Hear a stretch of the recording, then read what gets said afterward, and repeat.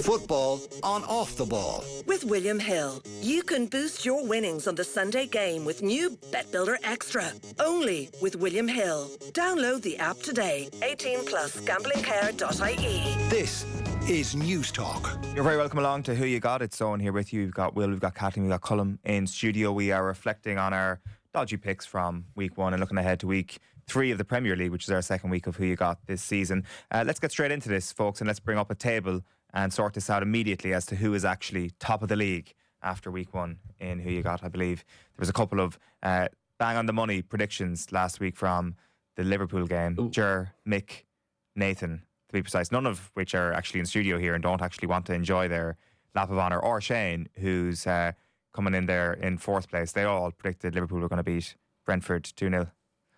Bar Will, it's actually a complete flip of how the table normally looks, which is like me, Colm, Phil at the top, and Nathan, Mick, and Shane at the bottom.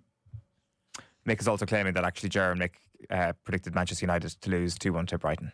And they got that spot on. So what do we have to say for ourselves? Will, you're at the bottom of the table. Small margin zone. If Xerxes doesn't get near that Garnacho shot, Manchester United potentially go on and win that game 2-1. I get a perfect score. Mick and Ger don't. And the table looks entirely different. I don't think any of us really expected that Spurs were going to hammer Everton quite as much as they did. This has been a miserable start for Everton in the Premier League. Then outside of that, I think we were all predicting the Liverpool win, and it all came down to the margins, didn't it? It's like, it's week 1. Let's just relax a little bit. We still got 36 game weeks of the Premier League to go, and maybe some extra fixtures we put in for internationals. It's a long road, as Colm knows last year when he reeled in Phil, who looked like he had non-assailable lead before Christmas. And the miniature trophy is on the line once again this year. Yeah, and look, I'm delighted to be back. And I suppose, look, I think anyone could do it once, and to do it twice would be great. And that's when we're talking about goats, and I don't know, maybe the Mount Rushmore. Guardiola sitting here beside me. Maybe the Mount Rushmore again. I don't know. But it really doesn't matter as long, like, if I can just part a bit of wisdom, like, it doesn't really matter as long as you're there and thereabouts March and April. And then I guess you just got to get brave. You really got to go for it, like. And there was this one time last season, I don't know if you listened, but Man City entertained Arsenal. And there was some huge scorelines being predicted, like in 1s, 2s, maybe even 3s. And I thought, no, let's let go of all of that. And we went for 0-0. And that happened. And was it luck? I don't know. But it did happen. And then what I thought was great, and it was a real sign of how we're a collaborative team, was the following week. And I thought it may be borderline adorable. Nathan Murphy predicted 0-0 for Celtic Rangers. And it didn't end 0-0. But you have to go for it sometimes, Owen. And there's no shame in attempting a scoreline that doesn't happen. Mm-hmm. And that's the Who You Got legacy. See, this is what I'm starting to learn. I'm starting to see lots of... It's quite binary. Like, so don't listen 0, to 1, 1, anything 1. he's saying, because it's the exact opposite to what he did for the rest of the end of last season. He was incredibly calculated about the results that he put in. Incredibly calculated. No, I don't think you live in my mind. I'm not sure now, right? So, but it was very much a case of I looked at the team and where they were playing, and I picked the numbers. Well, congratulations on your win last game. season. I'm really chuffed for you, Colm, as I'm sure everybody is. I kind of enjoyed how philosophical that was, though, where he went, don't be afraid to get your results wrong. Just pick results and see what happens. Yeah, it's hard not to be happy for the guy after last year's success. Let's look ahead to this weekend. 100% I mean that. I mean it with every inch of my heart. Manchester United versus Liverpool is our feature game this week, and you can see on screen here there is nobody going for a Manchester United win, but there's only 4 people actually going for a Liverpool win here. So you've got Colm, who's going for a scoreless draw. There it is, playing the tactics of last season. Now, to be fair, there was a scoreless draw between them in the Premier League last season. Yeah, absolutely there was, Owen, and it could be a case of they shake hands afterwards and they go home happy. See, I kind of jumped the shark here a little bit by going 4-1 to Liverpool, which makes no sense because I look at the probability and the odds, and 4-1s don't often happen. This is very basic football talk, I appreciate, but going for 2-1 clearly is the safe bet if you're betting, if you want Liverpool to win or if you believe that Liverpool will win. What is this? Daniel de Sena? That's the last time you're talking there, 4-1. Yeah, at Old Trafford. I mean, there was a... Yeah, true that. It is at Old Trafford. Ger's also going for a Liverpool win at Old Trafford, 1-0. John's going 2-1. Kathleen, you're also going 2-1. And then everybody else is going for a 1-1 draw, except for Will, who's going for a 2-1 draw. Bit of a cracker there. But Kathleen, you believe in Liverpool? I just don't believe in United more so. I think with the amount of injury woes that they've had in the summer, and then obviously finding out this week as well that Mason Mount's not going to be fit again until at least a couple of games after the international break, and looking at Liverpool, and I mean, just since Arne Slot's come in, you can see the sort of football that he wants to play. He's slowly making his stamp on the team. It's going to take a little bit longer. I just think they're the more comprehensive unit, and even though that's why I didn't go for a bigger score. I think if this game was a home game for Liverpool, it would be an absolute and they would score more. I think because it's a home game for United, they do have a bit more of a chance. But I just, with the style of football that United are playing, it's just not good in the same way that it wasn't good last season. So I think Liverpool will have too much for them. There was a lot of positivity this time last week around Manchester United, and one result does not necessarily make things all that negative, but I think I'm buying into that. I'm buying into Joao Pedro's late goal and saying that is actually the trend that we're going to see. What's going to happen is that trends are going to be firmed up over the next few weeks, and I think it's just muscle memory, where I just feel that the same thing is going to happen to United again this season, but I could be completely wrong. I cannot see the future. That is the one caveat here. I cannot see the future. Will, you see a score draw here 2-2? Yeah, look, I think Liverpool have had a nice start to the season to go to newly promoted Ipswich, to have Brentford at home. They haven't sparkled just yet, and possibly even haven't sparked just yet, but at the same time they looked assured in the two results that they've picked up so far. I'm very mindful, and the reason I'm wary about going against United in this one is that we all felt when that FA Cup game came around last season that Liverpool were going to go to Old Trafford, as they had done, and picked off Manchester United in the couple of seasons before in the league, and then Manchester United put in this epic performance which probably changed the course of their season with Diallo's goal. There is that type of performance in Manchester United. Funnily enough, I actually think for Liverpool, going to Old Trafford where Manchester United are going to play more openly often suits them a little bit better than Anfield. The stinker games that I can remember between these two teams tend to be when Manchester United go to Anfield and dig in and make it difficult for Liverpool to play. Red Monday Was one of the worst games of all time. Thank you, Mourinho. But then I think that's why this one is more likely to be a score draw than a low scoring draw, because I think both teams are going to go for this, as opposed to, there's been a good few times where United have been happy enough to realise their limitations and go up against Liverpool and make it very difficult to play against. So I think United will go out and try and play like they did back in the spring. Do you think they have the defensive ability to dig in, though? I know they'll have like the mental capacity of it's Liverpool, it's a big rival, the history, all that side of thing, but defensively there's just so many holes there at the moment. Yeah, or what could happen is, if when they try and dig in, sometimes under Eric Ten Hag, you see what happens with the Manchester City game, where eventually it's a death by 1,000 cuts, where they're unable to actually stop a team for the entire game. But they can be okay at that. Again, I'm not sure. Left back is a big concern now at this stage. See if they do anything in the window between now and tonight, when it's slammed shut, as they'll be telling us on Sky Sports News. But like, I think Manchester United have definitely improved their squad overall. I think they're much better fixed for this season, but it could be still a few more weeks before it actually all clicks in. And what would really annoy you would be the way they defended for the two goals last week, with Maguire switching off when he should have cleared the first one. And for the second one, how they can have the box packed and they don't manage to defend the back post would be, I would say, concerning if you're a United fan, given the way that Liverpool have been attacking so far. And Mo Salah has started the season brilliantly. Do you want to make the case for United before we bring Lee in? Yeah, I think in terms of recent Brighton defeats, that was one of the better ones for United. I didn't think that they were terrible. But I mean, like Will's described the Brighton winner there, and it was very predictable at the same time. But United do have an awful lot of attacking threat, and you're hoping with Ugarte, like, I don't know if he's going to be available for Sunday. But it's not actually to replace Casemiro. It actually would be to partner Casemiro, if anything, because Casemiro would actually free up. When he was playing alongside Fred, he was like a better player. Like don't actually think Casemiro is that much of a destroyer. He's a footballer. So that would free, I think, Bruno Fernandes up, but slightly less responsibility. Like, I know Kobbie Mainoo was going to play, but they could definitely share that job between the three of them. If you get me, Ugarte, Mainoo and Casemiro, one won't start, one will come on.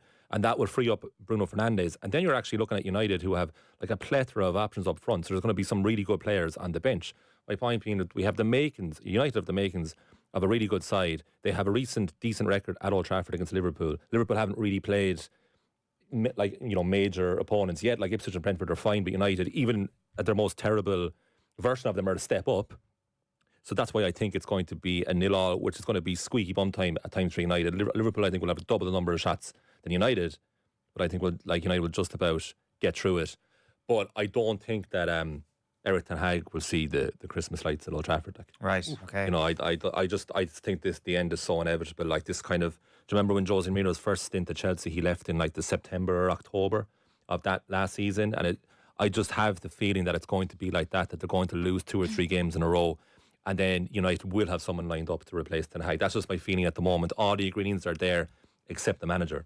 We've got Lee Phelps of William Hill on the line. How are you getting on, Lee? Yeah, I'm really good, thank you. Looking forward to a cracking weekend of football, and not least this game. And you've got some fantastic, and the Old Firm derby as well to come this weekend. So, yeah, really looking forward to it. Yeah, it's going to be a cracking weekend of football. What way are we looking for our charity bet this weekend, do you think?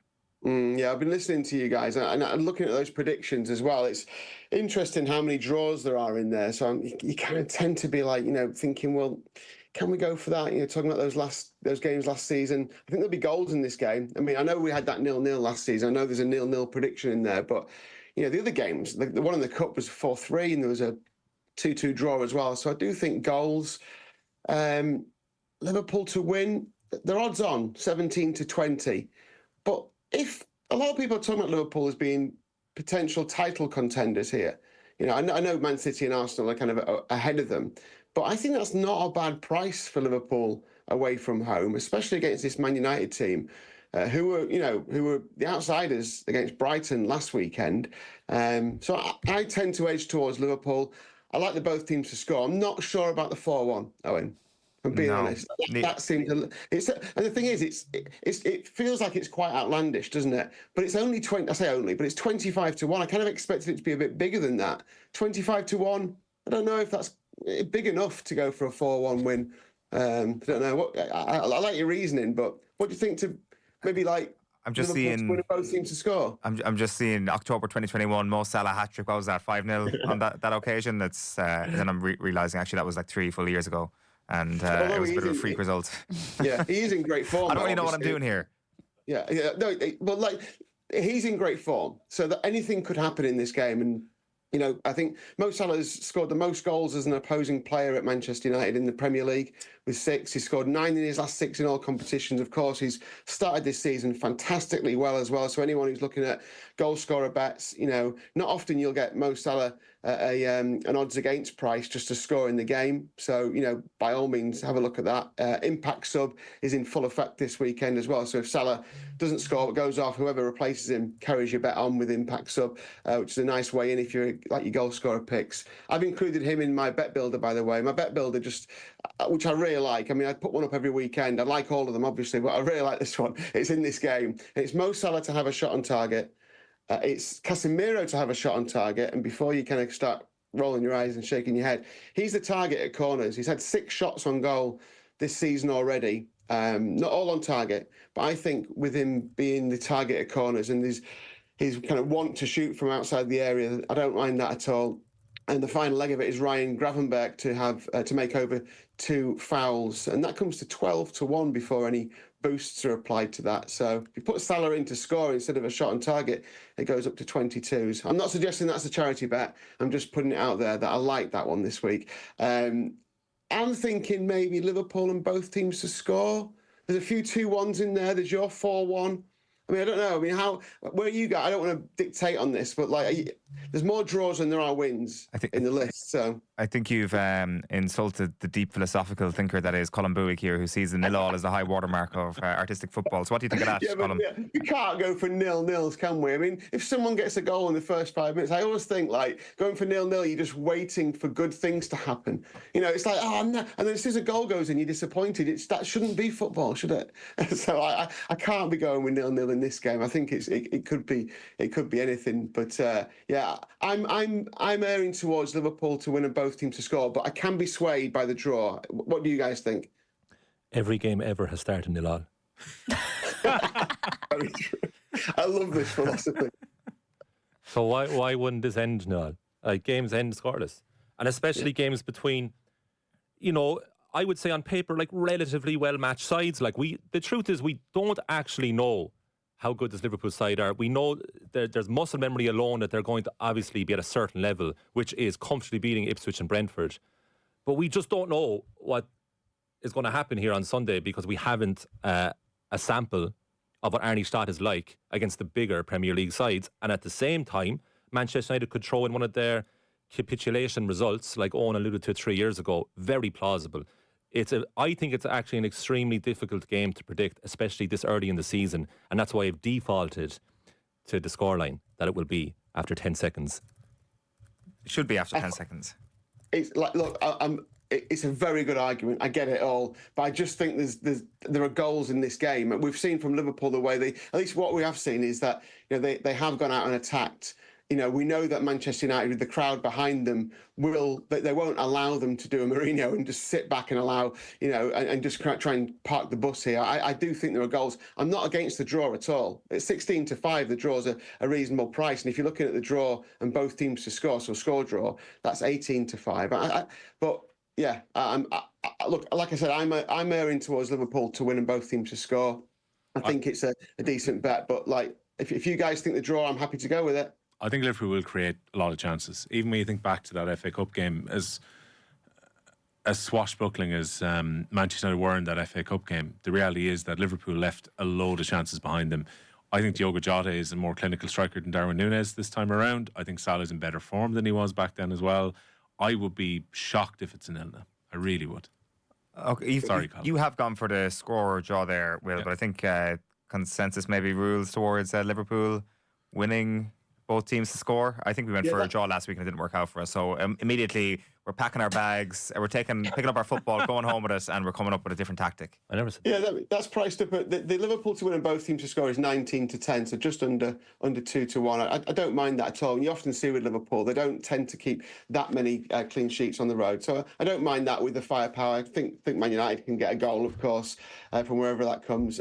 I just need to mention, by the way, that the top hacker this weekend, it's at Saturday 3 p.m. It's Villa to win, Brentford to win and Leeds to win. It's 9-2. I said I'd mention it because I think it's got a good chance. The first two so far this season have been chinned by a 2-2 draw in the Championship. Both been landing, and it landed, the final leg of it has been a 2-2 draw in the Championship, so it hasn't quite managed to come in. But this one, just the three picks, Villa, Brentford and Leeds, all to win their 3 o'clock kickoffs at 9-2. But charity bet, I'm going to do it. Liverpool, 19-10 to win and both teams to score in the match. You got it. Lee Phelps, thanks a million. Thank you, guys. Enjoy the weekend. So that is Manchester United against Liverpool. The next game that we're looking at is this one, which is going to appear on screen right now, which is, of course, Arsenal against Brighton at the Emirates tomorrow, 12:30. Ger is the only person not predicting an Arsenal win here. He's going He's just sore after last weekend. It was quite sickening, wasn't it, just to see the two Aston Villa predictions coming from two Aston Villa fans. Just people. But like Villa were so good in that first half. I texted you at halftime. You were at the college football, so I was just giving you my little update of what I thought, and I was really concerned. I didn't really want to watch second half. Villa had so many good chances. Watkins should have scored. They looked on top. Arsenal had a lot of possession, but weren't really doing all that much with it. And then it was like a different team came out in the second half. I thought Villa technically should have scored again in the second half. It really should have been 2-2 overall. But Watkins is a bit of a Harry Kane, isn't he? Takes a bit of time to warm up. Same thing happened last season. First couple of games of the year looked good, but just couldn't finish, and then scored that goal against Chelsea from an unbelievably acute angle, and then his season was off like a rocket. So I think the same will happen to him this year. But anyway, this is about Arsenal, Brighton. What did you go for? 2-0 to the home side. Clean sheet for Arsenal. I said it'll be a common theme in our predictions this year. Sorry, can I just shout out there for David Raya last weekend, who pulled off like one of the saves of the season? Oh, sorry, that was sensational. The narrative around Ollie Watkins is quite different if the ball goes in the net. Oh, what do you mean by that? Like if Ollie Watkins scores, the very, very scoreable chance. I'm just thinking of course, it's like we. But that's why I'm talking about the save. But he hasn't. Yeah. Oh yeah, but like the keepers are like it's a lonely position, like. Because, you know, when shots go in, most of the time you're blamed for it. And then when you pull off these amazing saves, like, it's like... And I would say it's very true, very common that it's like, oh, the striker should have finished it. To be fair to David Raya as well, he's taken a lot of flack about this idea that Arteta's putting him in because he's a distribution goalkeeper as opposed to a very good shot stopper as well. The feeling was that maybe Ramsdale was a better shot stopper, but you're putting Raya in for the bigger picture. That just goes to show the type of saves that he can make as well. Like, it's an unbelievable save. The fact he gets such a strong wrist on it as well. Mick is after texting me from the box here. Where's the graciousness? A big win away from home against a good team who played well. What's the problem? We just didn't get a proper chance to gloat about it during the week, so having this moment now on national airwaves. Arsenal were poxy last weekend against Aston Villa. Are you happy now, Mick? They were very fortunate. Like Brighton have been excellent to start the season as well, so I can see where Gerard's coming from to an extent, and I think they'll probably create a few opportunities as to actually getting something from the Emirates. Way to Arsenal feels like a very different challenge though to what Brighton have done so far. So obviously Everton were a rabble, and Brighton have got this unbelievable record in August. I think it's 7 of the last 9 games they played in August they've won. And they seem to always draw Manchester United early in the season and give them a bloody nose early on. Yeah. So I think going to Arsenal is a very, very different challenge though. Like Arsenal I think have been notwithstanding a couple of missed chances, I think Arsenal have I always get the heebie-jeebies whenever a Brighton game comes along, because I feel like they have a tendency to put in great performances against us. We score a couple of goals, but they're also very capable to score as well. And also they always tend to do it in the latter stages of the match, so it's even more heartbreaking. Like, was it Trossard, Mopé that scored against us a couple of 3 seasons ago now, maybe even longer, in the dying moments of the game, and I swear that game is just seared onto my brain. It was away to Brighton, and just since then I've had a total fear every time we come up against Brighton. I always associate Arsenal in August very clean. Like Arsenal are very good at this time of year. Like they just look fresh. The jersey's looking well. It's always sunny in their games. I only start worrying about Arsenal come February or March. November used to be the month. I think they're I think they're so strong at this time Christmas of year. running. And I think I do think Arsenal will win this.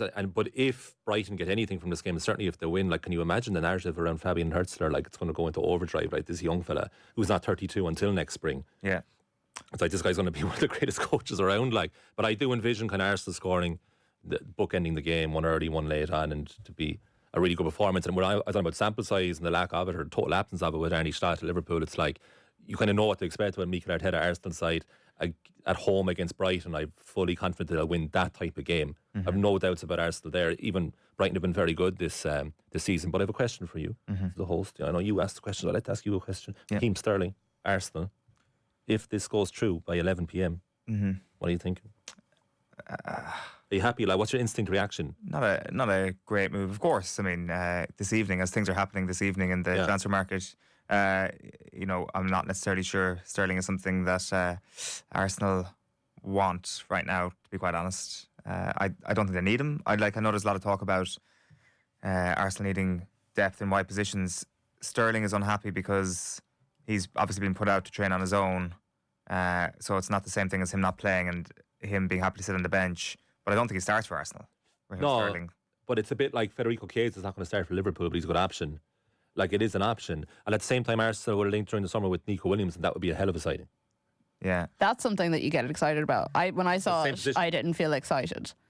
So it's more the player, not the position. Williams is better than Sterling. That's what I'm saying. Williams is undoubtedly, certainly in better form at the very least, but is probably a better player now than Sterling. Nico Williams, then Gabriel Martinelli, then Raheem Sterling in terms of a pecking order of out-and-out left-sided players. You'd probably have Trossard ahead of Sterling as well, to be honest. So is Sterling happy to come in and be a bench player for the whole season? He probably is. As I say, it's totally different what he's experienced at Chelsea for the last few weeks, where he's just not training with the team. It's not just being told to sit on the bench. I think Sterling's level is a bit ahead of Trossard. I think the bigger issue is how much of that wage packet gets picked up by Chelsea.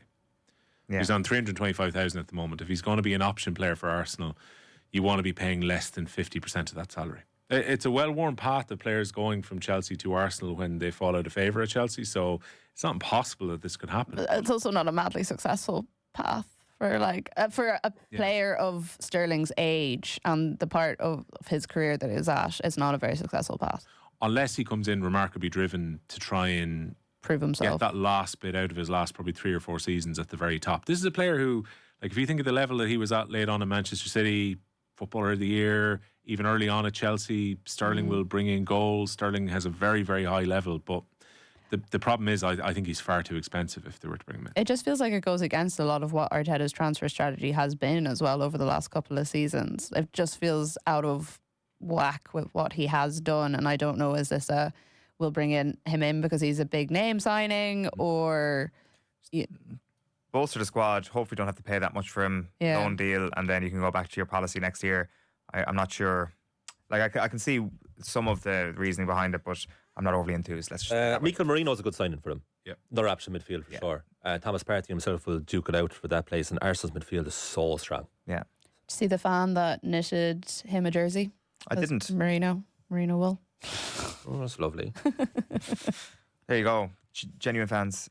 So next game that we're looking at is Newcastle against Tottenham. Like, both of these teams were going through a tricky enough time at the end of last season, and then they went to St James's Park, Spurs, and they got absolutely smashed 4-0 back in April.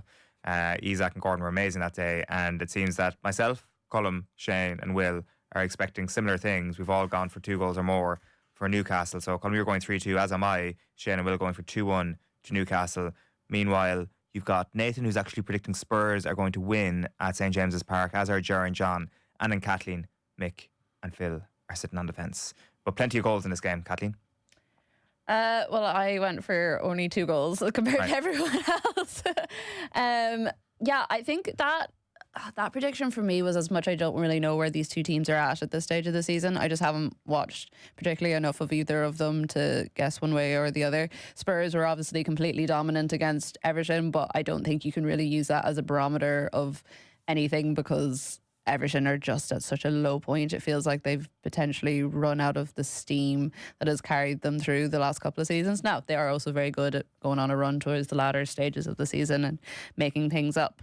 But I think as well it'll possibly depend on how today goes in terms of the transfer window for the likes of Newcastle. Like, they're obviously in for a couple of names, and I think that could improve the squad and help them. It's not going to do much for them at the weekend. But yeah, I wasn't really sure. I hadn't watched enough of either of the teams, so I went for a simple 1-1 draw.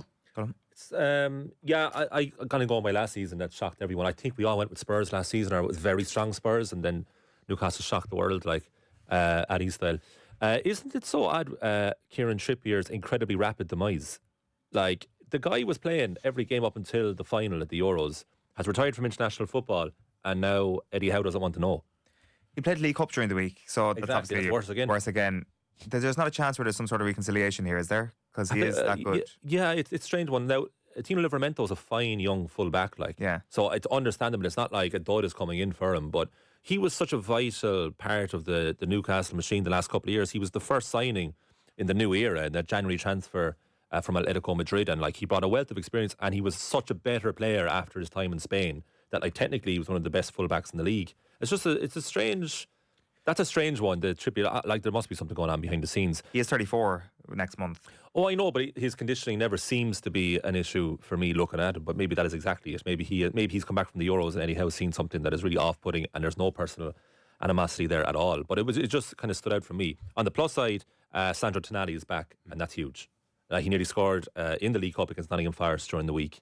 It was a good save by the goalkeeper, actually, and he's going to provide such a boost for that Newcastle midfield. It's like he's come back the way that Adrian Mutu never came back for Chelsea. Do you remember? He started off brilliantly for them, and then he got his ban, and that was the end of him. And it felt like that was going to be the case a year ago when Tonali got his seismic ban from football. And now he's back, and he's really going to add to that midfield. Newcastle are tasty, Newcastle are very tasty. I think it'll obviously take Tonali a bit of time to get up to game speed and to get to know his teammates in game situations. But Colm said he was the signing really to bring him to the next level once they'd initially got the Champions League football, and the feeling was he would be the kind of maybe the schemer ahead of some of the more grafty players that they have in midfield behind them. Like Newcastle, if they get everyone firing, and particularly it's maybe going to take a little while for Isak maybe to get back to the goal scoring form he was in last season, but Newcastle have got firepower across the team. I think the first 2 games is difficult to get a read on them because the red card turned the first game of the season into a little bit of a slog, but they still got the result. Last week they were incredibly lucky that they weren't beaten, but they still got a point out of it. Spurs, again, how much of it was Everton last week and how much of it was maybe things starting to click for Spurs in the way it didn't click in front of goal against Leicester. So I actually found this game really, really hard to predict. I wouldn't be surprised if either team wins this at the weekend. I think Newcastle just about edge it, putting the St James's Park factor into it a little bit as well, but I would not be one bit surprised at the same time if Spurs went up and got a result. Yeah, Solanke doubtful for Tottenham at the weekend. Looks like he's not going to be back until after the break. Yeah, they look good without him last weekend. I think that's going to take a little bit of time for him to settle into that. Helps though when Jordan Pickford hands you a goal. That is a very good point. A very good point on a platter for Heung-min Son last week. So that's the Newcastle Tottenham game. The last game is the Old Firm. think, Colm, you've gone for the narrowest scoreline here, let's say. You've gone for 1-0. Everybody's going for Celtic, by the way. Jerry's going for something as big as 5-1. Mick is going for a 4-2 in favour of Celtic. You've gone for 1-0, Colm. Yeah, again, it's early season. I was like, Rangers are going to dig in because they're once again in massive strife over there. Up there. Over, up. And whereas... Above Hadrian's Wall. Yeah, exactly. Yeah, good. That's exactly what I was thinking. Yeah. But like Celtic have lost Matt O'Reilly to Brighton, who immediately got injured, but they strengthened. I forget the name of the player that they signed from Central Europe. Anyway, he's a good player, and I think they're just going to carry on from what they did last season, actually, in exactly the same level of strength, whereas Rangers are slightly less, but they're going to put up a performance here, and this will probably be the narrowest victory of all of Celtic's wins against Rangers this season. Just because Rangers are annoyed like that this has happened to them again, and they have loads of problems off the pitch. That was my logic. Fair enough. What are we thinking here? So momentum in this fixture has clearly swung since Brendan Rodgers came back to the team. It's not that long ago that Rangers had pulled off, I think it was 4-6 around 2020-21, where Rangers always seem to get a result against Celtic. And now, the last while, there's been dramatic draws. We remember the Alameda goal last season. But outside of that, Celtic have generally won the games, and have generally won at Celtic Park particularly. I think Celtic have obviously started the season better than Rangers have. So I would respect that form. I don't know if it's going to be 1-0. I think there'll be more goals than that within the game, but I can understand why we've all gone for Celtic here. Yeah, I think Celtic all round for the first Old Firm of the season. That is pretty much our lot for who you got this week. An absolute pleasure, folks. We'll see you again next week. Very best of luck to you. Don't let it be 0-0 at the weekend. Please don't be 0-0. No 0-0s this weekend. An inspired choice. This is the thing. I'll never be able to see a 0-0 the same way without seeing the kind of the ghost of Colm Boohig in the corner. Oh, that's a nice legacy. Football, and that should be my epitaph. There, 0-0s. Don't knock them. Don't knock them. On that note, that's this week's Who You Got. See you next Friday. Bye bye. Football on Off the Ball. With William Hill, you can boost your winnings on every game with new Bet Builder Extra. Only with William Hill. Download the app today. 18 plus gamblingcare.ie. This is News Talk.